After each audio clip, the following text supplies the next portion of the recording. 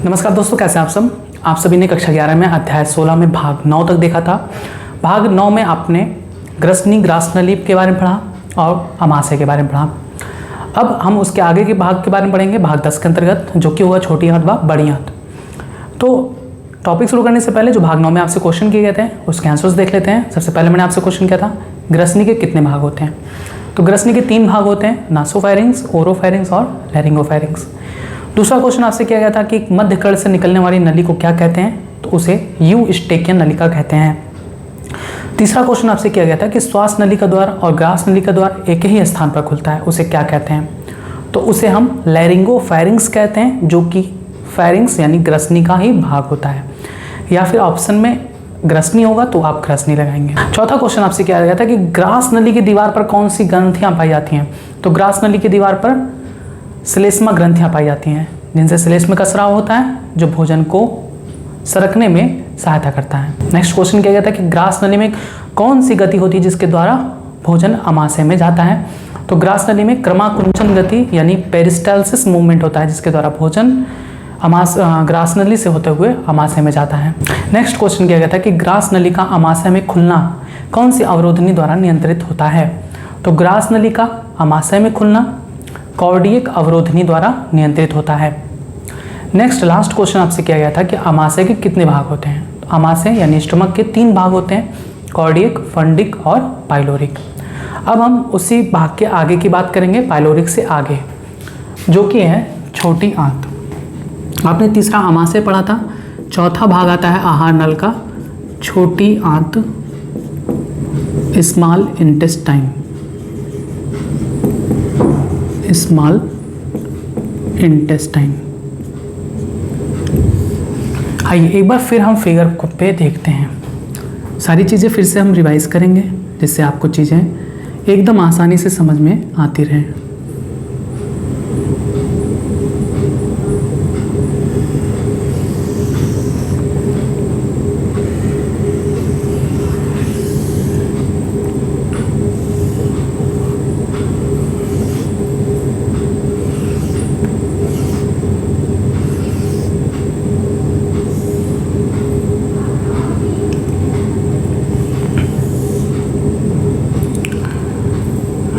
ये आपका श्वास नली है, इससे अभी कोई मतलब नहीं है, ये आपको नेक्स्ट चैप्टर में बताया जाएगा।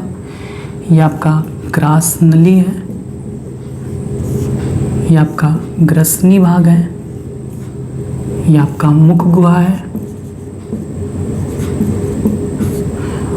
मुख गुहा से ग्रसनी से ग्रास नली से होते हुए भोजन आता है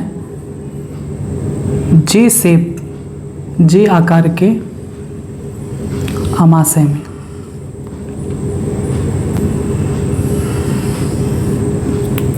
अमाशय ये कौन सा भाग है, अमाशय। अमाशय के 3 भाग हमने आपको बताया था, ये कार्डियक भाग, ये फंडिक भाग और ये पाइलोरिक भाग। यहीं से हमको शुरू करना है आज, पाइलोरिक भाग से। ये है आपका छोटी आंत का पहला भाग, उसको और बड़े में बना देते हैं।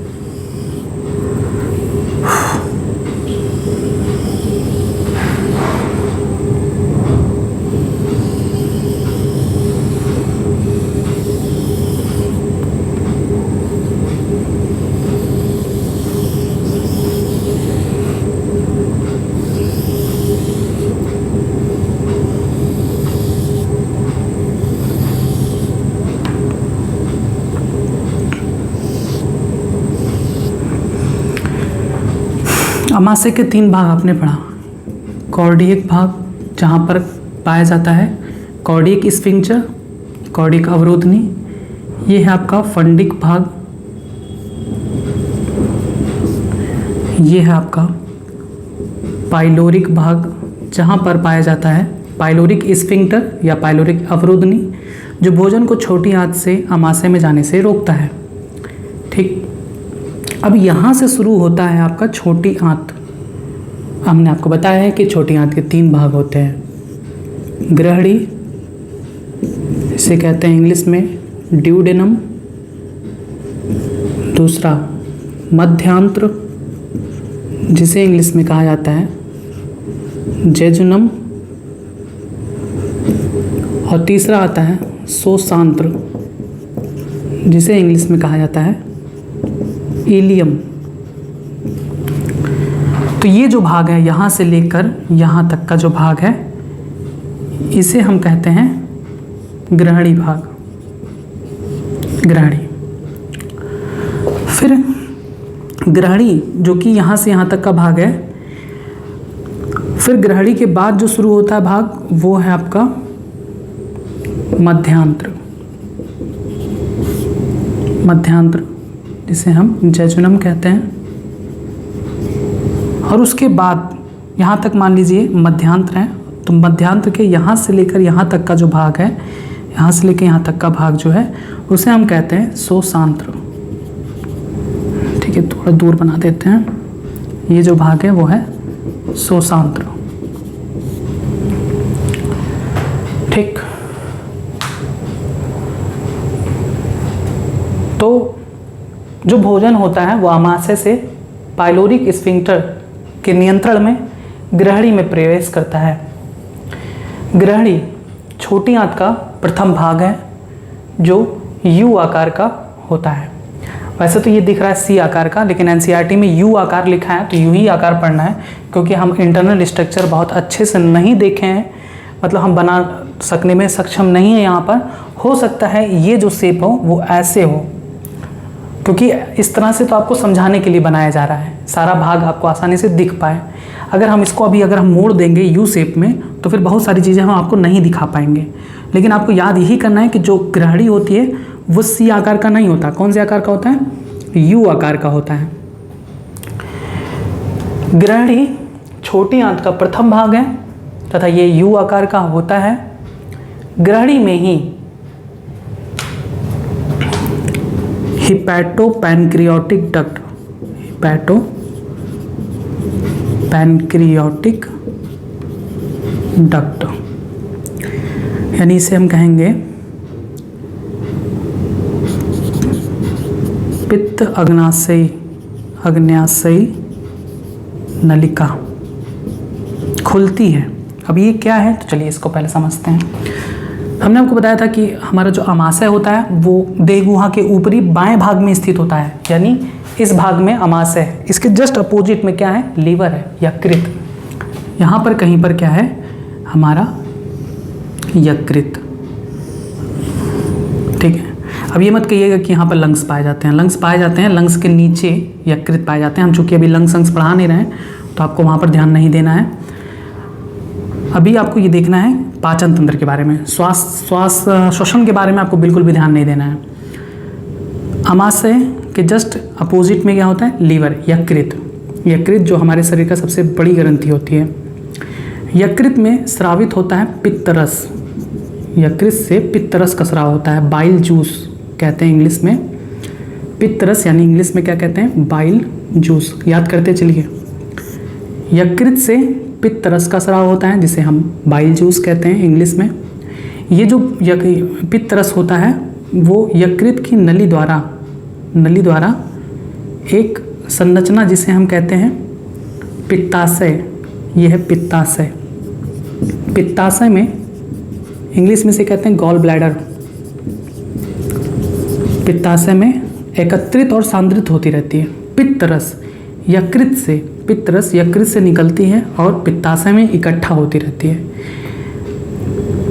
अब देखिए यहाँ पर कई सारी नलियाँ होती हैं। एक नली तो इधर मुड़ जाती है, एक ये नली है, एक ये नली है आपका, ये यहाँ से एक नली इधर आती है।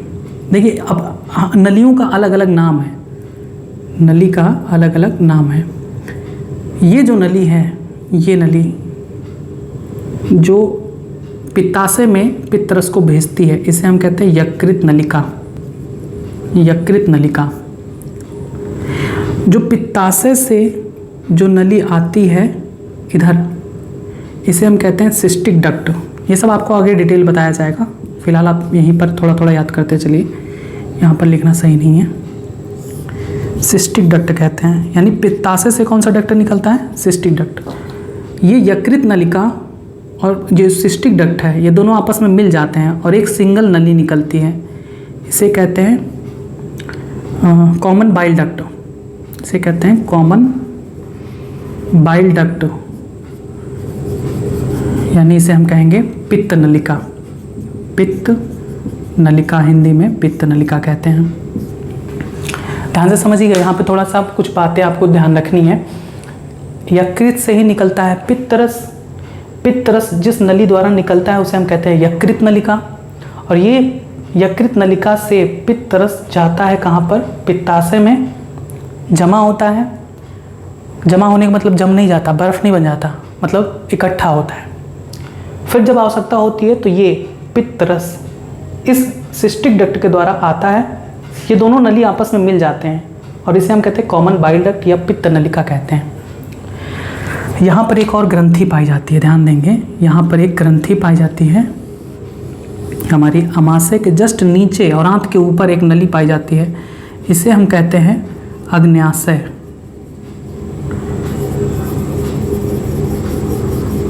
पत्ती के समान होती है,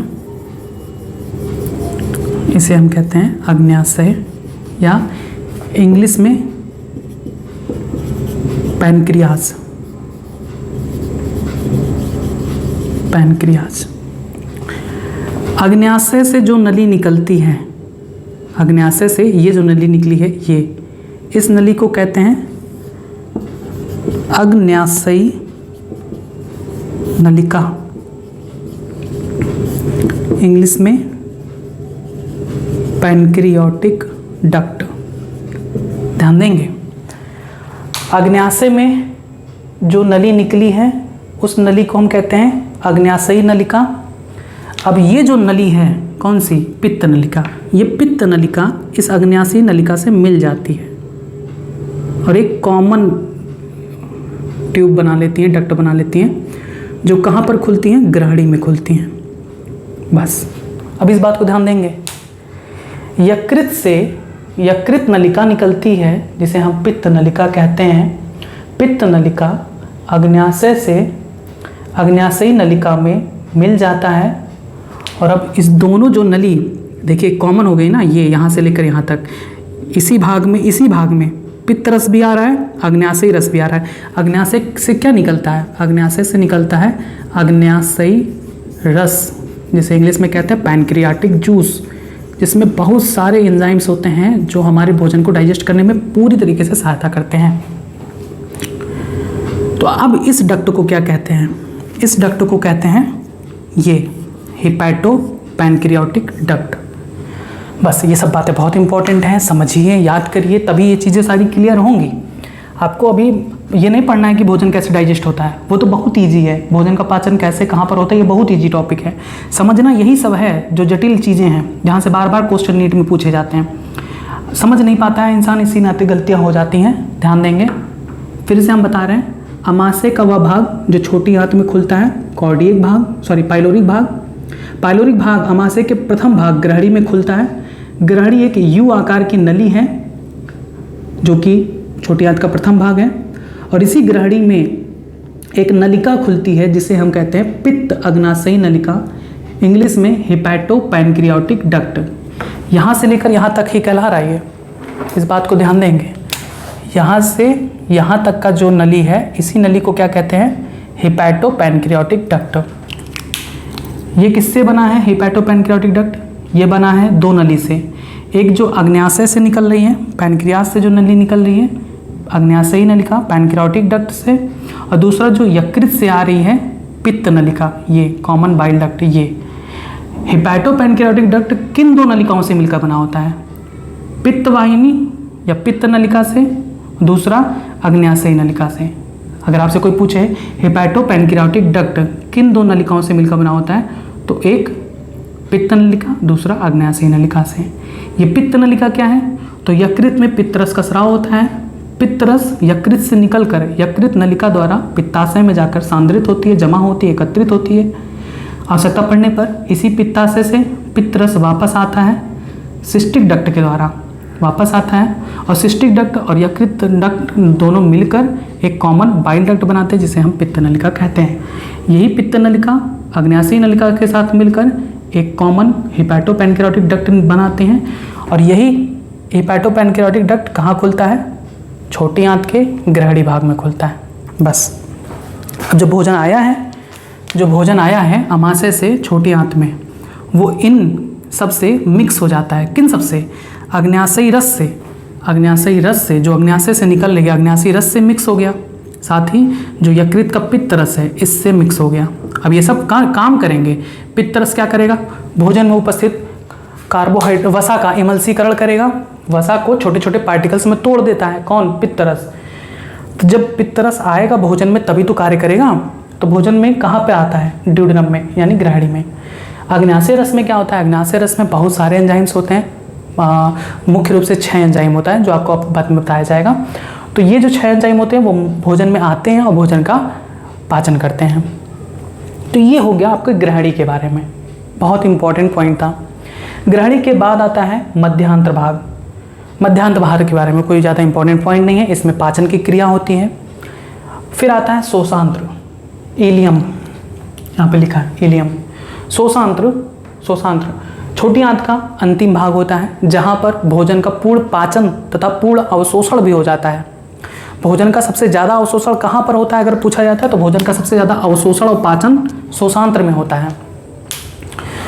शोषांत्र कहाँ पर खुलता है? बड़ी आंत में। अब यहाँ तक शोषांत्र भाग है, यहाँ से यहाँ तक छोटी आंत का ये आखिरी सिरा शोषांत्र का आखिरी सिरा है। अब ये जो शोषांत्र होता है वो बड़ी आंत के किस भाग में खुलता है?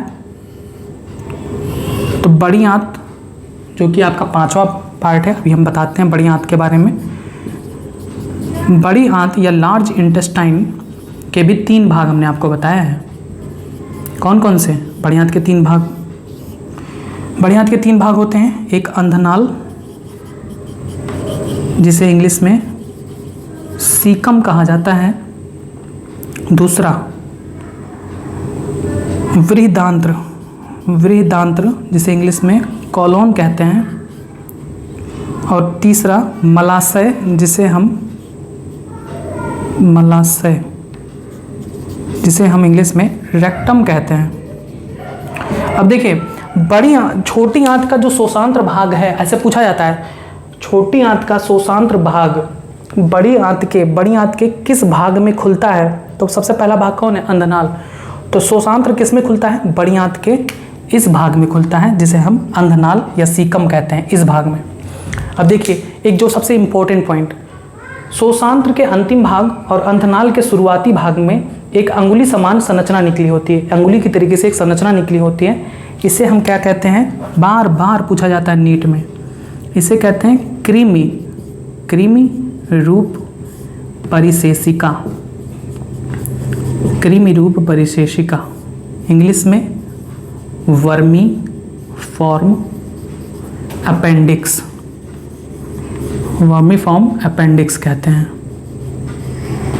कभी कभी भोजन जो हम खाते हैं, ये कृमि रूप परिशेषिका का कोई भी उपयोग मनुष्य में नहीं है, ये एक अवशेषी अंग है। कृमि रूप परिशेषिका का कोई उपयोग मनुष्य में नहीं है, ये एक अवशेषी अंग है। अन्य जंतु जैसे गाय, भैंस, रूमिनेंट कैटल जितने भी हैं, उनमें ये कृमि रूप परिशेषिका सक्रिय होता है। उन जंतुओं में सेलुलोज के पाचन में सहायक होता है। सेलुलोज के पाचन में सहायक होता है कौन? कृमि रूप परिशेषिका। लेकिन हम लोग, चूँकि हम लोग शाकाहारी नहीं रहे, क्योंकि भोजन के जो शाकाहारी जो जीव होते हैं, उनका जो भोजन स्रोत होता है उसमें सेलुलोज ज़्यादा मात्रा में पाई जाती है। उसका डाइजेशन वो कर ले जाते हैं, क्योंकि उनका जो कृमि रूप परिशेषिका होता है वो हेल्प करता है। चूँकि मनुष्य अब शाकाहारी नहीं रहा, वो मांसाहारी हो गया है, मतलब सर्वाहारी हो गया, वो सभी कुछ खाता है, तो उसका जो कृमि रूप परिशेषिका है वो सेलुलोज का डाइजेशन करने में अब असमर्थ हो गई, नहीं कार्य करता। इसीलिए कृमि रूप परिशेषिका वर्मीफॉर्म अपेंडिक्स मनुष्य में एक अवशेषी अंग के रूप में है। ये सब क्वेश्चंस पूछे जाते हैं। तो अभी हमें बड़ी आंत के बारे में नहीं पढ़ना है, अभी हमें शोषांत्र तक ही सीमित रहना है। छोटी आंत के बारे में मैंने आपको क्या क्या बताया। छोटी आंत के 3 भाग होते हैं, ग्रहणी, मध्यांतर और शोषांत्र। ग्रहणी जो कि छोटी आंत का प्रथम भाग है, जो अमाशय के पाइलोरिक भाग में खुलता है, जिसका नियंत्रण पाइलोरिक स्फिंक्टर करता है। ग्रहणी यू आकार की नली है, जिसमें हिपैटोपैनक्रियाटिक डक्ट निकलता है। हिपैटोपैनक्रियाटिक डक्ट का निर्माण 2 डक्ट से होता है, एक बाइल डक्ट यानी पित्त नलिका और दूसरा अग्न्याशयी नलिका या पैनक्रियाटिक डक्ट से मिलकर बनता है। पित्त नलिका से पित्त रस का स्राव होता है जो कि ग्रहणी में आता है। अग्न्याशयी नलिका से अग्न्याशयी रस का स्राव होता है जो ग्रहणी में आता है। ग्रहणी से भोजन मध्यांत्र में जाता है जहाँ पर पाचन की क्रिया होती है। कंप्लीट पाचन की क्रिया शोषांत्र में होती है तथा भोजन का अवशोषण, जो पचित भोजन है उसका अवशोषण भी शोषांत्र में हो जाता है। बस अब आप इसके बारे में लिखेंगे, हेडिंग डालेंगे चौथा, छोटी आंत या स्मॉल इंटेस्टाइन। लिखेंगे कि छोटी आंत 7 मीटर, लगभग 7 मीटर लंबी तथा 2.5 सेंटीमीटर चौड़ी होती हैं। अगर आप इसकी लंबाई देखें तो लंबाई छोटी आंत की जो होती है वो 7 मीटर होती है। चौड़ाई अगर देखेंगे तो ये होती है 2.5 सेंटीमीटर होती है। लिखेंगे छोटी आंत के 3 भाग होते हैं डैश के, पहला ग्रहणी ड्यूडेनम, दूसरा मध्यांत जेजुनम, तीसरा शोषांत्र इलियम। पहला हेडिंग डालेंगे पहला ग्रहणी या ड्यूडेनम और इसमें आप लिखेंगे यह छोटी आंत का प्रथम भाग है। इसकी लंबाई लगभग 25 सेंटीमीटर होती है तथा इसका आकार यू होता है, यू के आकार का, कैपिटल यू आकार का होता है। इसमें पित्त वाहिनी या पित्त नलिका तथा अग्न्याशयी वाहिनी या अग्न्याशयी नलिका सम्मिलित रूप से पित्त अग्न्याशयी नलिका या हिपैटोपैनक्रियाटिक डक्ट के रूप में खुलती हैं, ठीक है, ग्रहणी में। आगे लिखेंगे पित्त वाहिनी से पित्त रस का स्राव होता है तथा अग्न्याशयी नलिका से अग्न्याशयी रस का श्रावण होता है। नहीं, श्रावण नहीं लिखेंगे, आप लिखेंगे कि पित्त वाहिनी से या पित्त नलिका से पित्त ग्रहणी में आता है, श्रावण नहीं होता, श्रावण तो यकृत द्वारा होता है। लिखेंगे पित्त नलिका से पित्त ग्रहणी में आता है तथा अग्न्याशयी नलिका से अग्न्याशयी रस ग्रहणी में आता है। अब दूसरा हेडिंग डालेंगे मध्यांत्र या जेजुनम। इसके बारे में कुछ खास नहीं है तो आप इसके बारे में सिर्फ इतना लिखेंगे कि यह लगभग 2.5 मीटर लंबी नली होती है।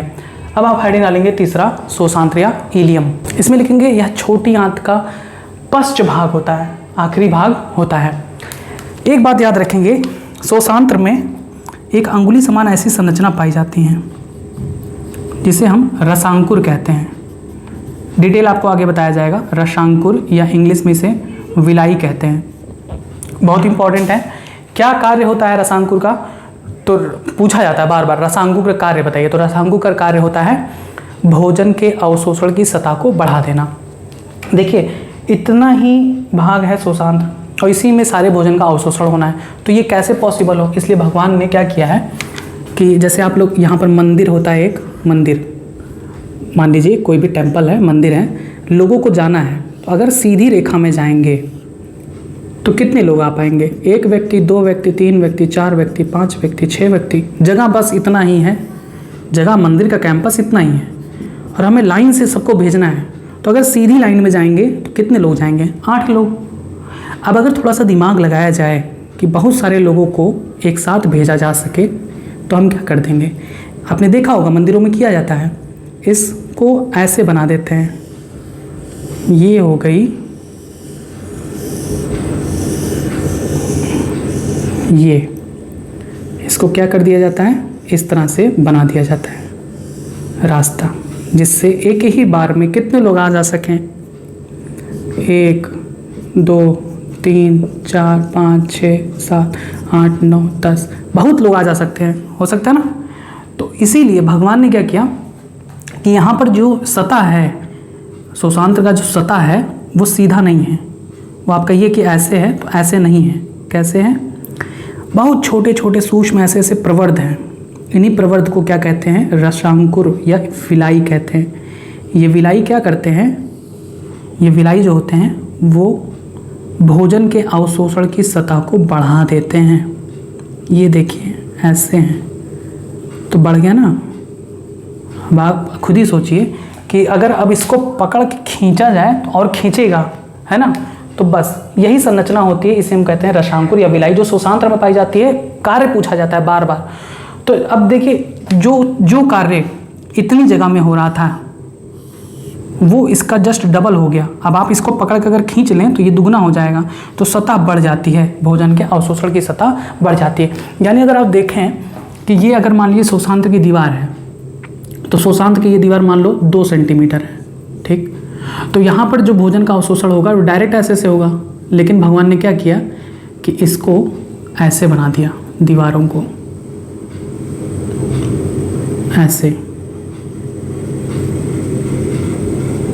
ठीक। अब क्या हो गया, ये बहुत लंबी संरचना हो गई ना।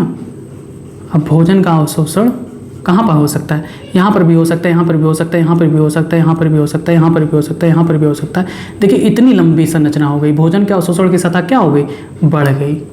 बस यही रीज़न होता है। अब यहाँ पर 2 सेंटीमीटर की जगह पर 10 सेंटीमीटर तक बढ़ गया सतह, भोजन के अवशोषण की सतह बढ़ जाती है।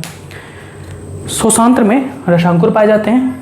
रसांकुर का कार्य है भोजन के अवशोषण की सतह को बढ़ाना, मतलब कि रसांकुर के द्वारा ही भोजन के अवशोषण की सतह बढ़ जाती है। अब एक और इम्पोर्टेंट पॉइंट है शोषांत्र के बारे में। शोषांत्र में 2 ग्रंथियां पाई जाती हैं, कौन कौन सी, तो लिखेंगे ब्रूनर ग्रंथियां, ब्रूनर ग्रंथियां व आंत्र ग्रंथियां, आंत्र ग्रंथियां। इसे इंग्लिश में कहते हैं, इंग्लिश में कहेंगे इसे ब्रूनर्स ग्लैंड, ब्रूनर्स ग्लैंड, और इसे कहेंगे इंटेस्टाइनल ग्लैंड, इंटेस्टाइनल ग्लैंड। समझ में आया? शोषांत्र में 2 ग्रंथियां पाई जाती हैं, ब्रूनर ग्रंथियां तथा आंत्र ग्रंथियां पाई जाती हैं।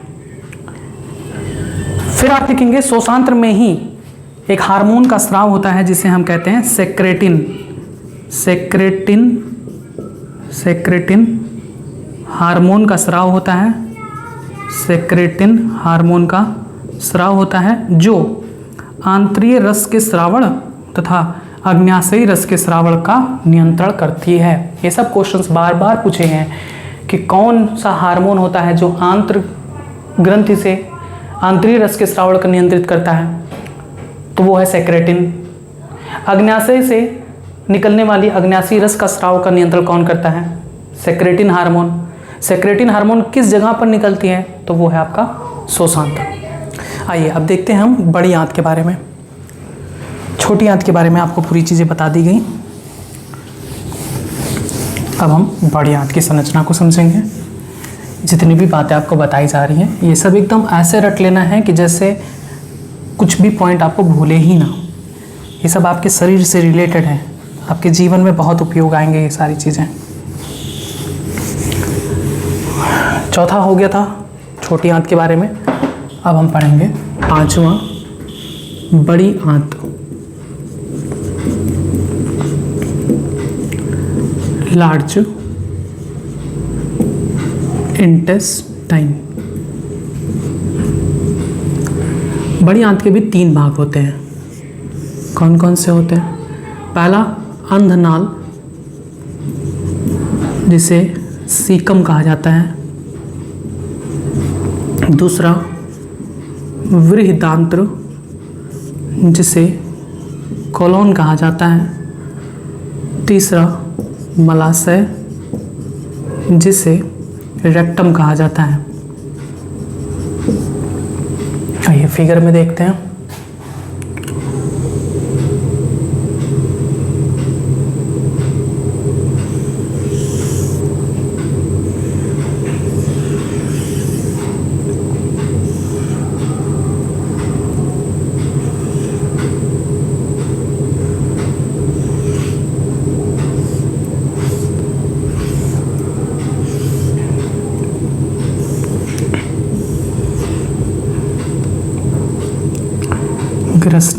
ग्रासनली हो गया, उसके बाद आपका जे शेप्ड अमाशय, फिर आपका आता है छोटी आंत, फिर छोटी आंत का जो पहला भाग ग्रैडी, फिर उसके बाद मध्यांत्र, सब रटते चले एकदम, और मध्यांत्र के बाद शोषांत्र। शोषांत्र के बाद से ही शुरू होता है आपका बड़ी आंत का पहला भाग अंधनाल। अंधनाल को आप देखेंगे तो अंधनाल एक ऐसे थोड़ी बड़ी संरचना है थैली जैसी। उसके बाद आता है वृहदांत्र। वृहदांत्र के 4 भाग होते हैं, असेंडिंग, ट्रांसवर्स, डिसेंडिंग। इसको चौड़ाई में थोड़ा चौड़ा बना देते हैं जिससे आपको अंतर स्पष्ट हो सके बड़ी आंत और छोटी आंत में। बड़ी आंत साइज बड़ा होता है इसीलिए उससे बोलते हैं, चौड़ा भी होता है।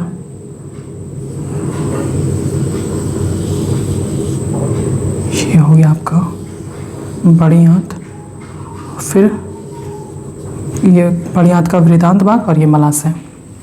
आइए इन 3 भागों के बारे में समझते हैं। अंधनाल कौन सा है, वृदांत कौन सा है, मलाशय कौन सा है। यहाँ तक आपका क्या था, शोषांत्र था। छोटी आंत का शोषांत्र भाग कहाँ पर खुलता है, छोटी आंत का शोषांत्र भाग बड़ी आंत के अंधनाल में खुलता है। ये क्वेश्चन बहुत पूछे जाते हैं। अंधनाल यानी सीकम में खुलता है, याद रखेंगे। जैसे यहाँ पर दरवाज़ा पाया जाता था, कौन सा दरवाज़ा, पाइलोरिक स्फिंक्टर, वैसे यहाँ पर भी एक दरवाज़ा पाया जाता है जिससे भोजन बड़ी आंत से, क्योंकि ये बड़ी आंत है ना, बड़ी आंत से भोजन वापस छोटी आंत में ना जा सके, इसलिए यहाँ पर एक दरवाज़ा, एक कपाट, एक अवरोधनी, कुछ भी कहिए, कपाट कहिए चाहे अवरोधनी कहिए, पाया जाता है। उस अवरोधनी को क्या कहते हैं, तो उस अवरोधनी को कहते हैं इलियोसिकल वाल्व।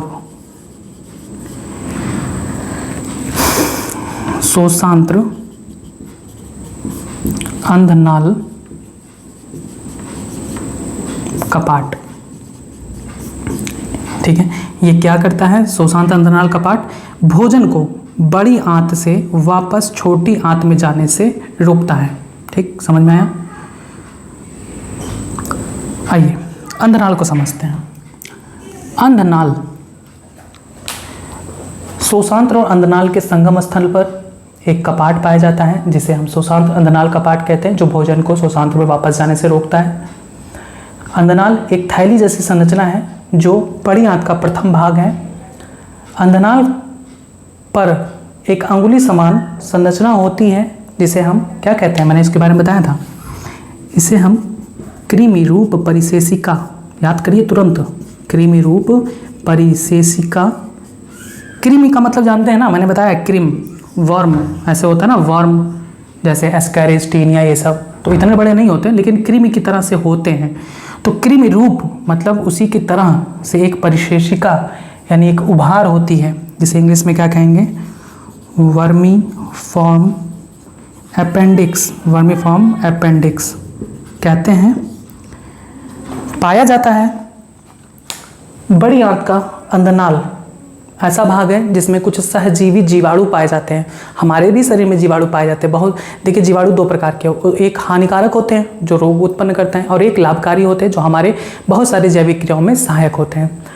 तो अंधनाल में बहुत सारे सहजीवी जीवाणु पाए जाते हैं, सहजीवी जीवाणु पाए जाते हैं जो हमारे भोजन के पाचन में सहायक होते हैं। एक जीवाणु का नाम बताइए, सहजीवी जीवाणु का नाम बताइए जो मनुष्य के आंत में पाया जाता है, कमेंट बॉक्स में लिख दीजिए। मैंने बताया इसके बारे में। तो अंधनाल का ये कार्य है। ठीक, अंधनाल में एक अंगुली समान परिशेषिका पाई जाती है जिसका कोई भी उपयोग मनुष्य में नहीं है। हालांकि रूमिनेंट कैटल जैसे गाय, भैंस, बकरी, इन सभी में कृमि रूप परिशेषिका सक्रिय होती है और उनमें सेलुलोज के पाचन में सहायक होती है। बस ये था अंधनाल के बारे में। वृदांत्र, तो वृदांत्र अंधनाल के बाद का भाग है। इसके 4 भाग होते हैं। एक ये देख रहे हैं जो ऊपर चढ़ रहा है, इसे हम कहते हैं आरोही भाग, आरोही कॉलोन कहेंगे, चूँकि इसे इंग्लिश में क्या कहते हैं, कॉलोन, तो कहेंगे आरोही कॉलोन। इंग्लिश में कहेंगे असेंडिंग कॉलोन, असेंडिंग कॉलोन। अब ये जो भाग है यहाँ से लेकर ऐसे यहाँ तक का भाग, ये कहलाता है अनुप्रस्थ कॉलोन, अनुप्रस्थ कॉलोन। इसे इंग्लिश में कहते हैं ट्रांसवर्स कॉलोन। अब इसके बाद जो आता है वो नीचे की तरफ जा रहा है, इसे हम कहते हैं अवरोही, अवरोही कॉलोन। अवरोही का मतलब क्या होता है, घटना ना, तो अवरोही कॉलोन यानी डिसेंडिंग, डिसेंडिंग कॉलोन। और डिसेंडिंग कॉलोन के बाद एक थोड़ा सा मुड़ा हुआ संरचना होता है, इसी को हम कहते हैं sigmoid, sigmoid colon, sigmoid colon, sigmoid colon होता है। और सिग्मोइड कॉलोन के बाद एक बड़ी सी थैली नुमा संरचना आती है, इसे हम कहते हैं मलाशय, जो कि तीसरा भाग है मलाशय, ये मलाशय यानी रेक्टम, जहाँ पर अपचित भोज्य पदार्थ जिसका कोई पाचन नहीं हुआ है वो आकर इकट्ठा होता रहता है और फिर समय समय पर वो बाहर निकाल दिया जाता है। बस ये था कंप्लीट स्ट्रक्चर आपके आहार नाल की संरचना के बारे में। अब आप इसमें लिखेंगे, पांचवा हेडिंग डालेंगे बड़ी आंत, और इसमें लिखेंगे शोषांत्र, शोषांत्र बड़ी आंत में खुलती है। आगे लिखेंगे शोषांत्र और अंधनाल के संगम स्थल पर एक शोषांत्र अंधनाल कपाट यानी इलियोसिकल वाल्व पाया जाता है जो भोजन को बड़ी आंत से वापस छोटी आंत में जाने से रोकता है। आगे लिखेंगे बड़ी आंत के 3 भाग होते हैं, अंधनाल, वृहदांत्र और तीसरा मलाशय। लिखेंगे अंधनाल एक छोटा थैले जैसे संरचना है जिसमें कुछ सूक्ष्म जीव, सहजीवी सूक्ष्म जीव पाए जाते हैं। ये जरूर लिखिएगा, सहजीवी होते हैं, सिम्बायोटिक, इनसे हमें कोई हानि नहीं होती, इनसे लाभ ही होता है, इसलिए हम इन्हें सहजीवी कहते हैं। ठीक है, तो आप इसमें लिखेंगे कि अंधनाल में कुछ सहजीवी सूक्ष्म जीव पाए जाते हैं। अब एक एक को हेडिंग डाल के लिखेंगे। सबसे पहला आप हेडिंग डालेंगे अंधनाल या सीकम। इसमें आप लिखेंगे कि यह छोटी व बड़ी आंत के मिलने का स्थान है। लिखेंगे अंधनाल में एक अंगुली समान प्रवर्ध निकला होता है जिसे कृमि रूप परिशेषिका कहते हैं। मनुष्य में यह अंग अवशेषी होता है, परंतु कुछ शाकाहारी जंतुओं जैसे गाय, भैंस, इनमें कृमि रूप परिशेषिका सक्रिय होता है तथा उनमें सेलुलोज के पाचन में सहायक होता है। आगे लिखेंगे कभी कभी अंधनाल से भोजन कृमि रूप परिशेषिका में चला आता है जिससे कृमि रूप परिशेषिका सूज जाती है, स्वेलिंग हो जाती है, और इस रोग को हम एपेंडिसाइटिस कहते हैं। एपेंडिसाइटिस, एपेंडिसाइटिस कहते हैं। इस रोग में ऑपरेशन द्वारा अपेंडिसाइटिस या अपेंडिक्स को, वर्मीफॉर्म अपेंडिक्स को काटकर निकाल दिया जाता है। ठीक है, ऐसा तब होता है जब कोई भोजन का कण इसमें आकर फंस जाए, तब उसका एक ही तरीका है, सर्जरी द्वारा इसको काटकर निकाल दिया जाए। अब दूसरा आप हेडिंग डालेंगे वृहदांत्र, कॉलम। आप इसमें लिखेंगे यह उल्टे यू आकार की संरचना है तथा इसके 4 भाग होते हैं। पहला आरोही कॉलम, असेंडिंग कॉलम, दूसरा अनुप्रस्थ कॉलम, ट्रांसवर्स कॉलम, तीसरा अवरोही कॉलम जिसे डिसेंडिंग कॉलम कहते हैं, चौथा सिग्मॉइड कॉलम या सिग्मॉइड कॉलम। अब लिखेंगे सिग्मॉइड कॉलम मलाशय में आकर खुलता है। अब आप तीसरा हेडिंग डालेंगे मलाशय या रेक्टम। इसमें लिखेंगे यह लगभग 15 सेंटीमीटर लंबी बड़ी आंत का आखिरी भाग होता है जो मल द्वार यानी एनस द्वारा शरीर से बाहर खुलता है। आगे लिखेंगे मलाशय का अंतिम द्वार गुदा द्वार यानी एनस कहलाता है। आखिरी लाइन लिखेंगे बड़ी आंत में बचे हुए भोज्य पदार्थों तथा जल का अवशोषण होता है तथा अपचित भोज्य पदार्थों को मल द्वार द्वारा वापस बाहर भेज दिया जाता है। ठीक है, बस आज का टॉपिक बस इतना ही। आपने आहार नाल की संपूर्ण संरचना पढ़ ली। अब हम उसके आंतरिक संरचना के बारे में पढ़ेंगे कि आहार नाल के कितने स्तर होते हैं, उसके बाद हम पाचन क्रिया पढ़ेंगे। तो ये जो भी पार्ट है वो आपको आगे अगले पार्ट 11 यानी भाग 11 में आपको बताया जाएगा। तब तक इस भाग से रिलेटेड कुछ क्वेश्चंस हैं, उनके आंसर्स आप दे दीजिए। सबसे पहला क्वेश्चन है हिपैटोपैनक्रियाटिक डक्ट छोटी आंत के किस भाग में खुलती है तथा इसका निर्माण किन 2 नलिकाओं के मिलने से होता है। दूसरा प्रश्न है पित्ताशय से निकलने वाली नलिका को क्या कहते हैं। तीसरा क्वेश्चन यकृत से पित्त रस को लाने वाली नलिका को क्या कहते हैं। चौथा क्वेश्चन यकृत नलिका और सिस्टिक डक्ट दोनों मिलकर जो एक नली बनाती है उस नली को क्या कहते हैं। नेक्स्ट क्वेश्चन छोटी आंत के शोषांत्र में पाए जाने वाले रसांकुर यानी विलाई का कार्य क्या होता है। फिर नेक्स्ट क्वेश्चन छोटी आंत में कौन सी 2 ग्रंथियां पाई जाती हैं। नेक्स्ट कौन सा हार्मोन आंतरीय रस के स्रावण को नियंत्रित करता है तथा अग्न्याशयी रस के स्रावण को नियंत्रित करता है। नेक्स्ट क्वेश्चन बड़ी आंत में पाए जाने वाला एक प्रवर्ध जो मनुष्य में अवशेषी अंग के रूप में है उसका नाम क्या है। आखिरी क्वेश्चन कि वृहदांत्र या कॉलोन के कितने भाग होते हैं, इन सभी के नाम बताइए। बस इतने क्वेश्चंस का आंसर जरूर आप कमेंट बॉक्स में दीजिएगा। इसके आगे के टॉपिक्स के लिए थोड़ा वेट करिए, मैं जल्द ही आपको नेक्स्ट पार्ट में बताऊंगा। तब तक जुड़े रहे बायोलॉजी इन हिंदी चैनल के साथ। धन्यवाद।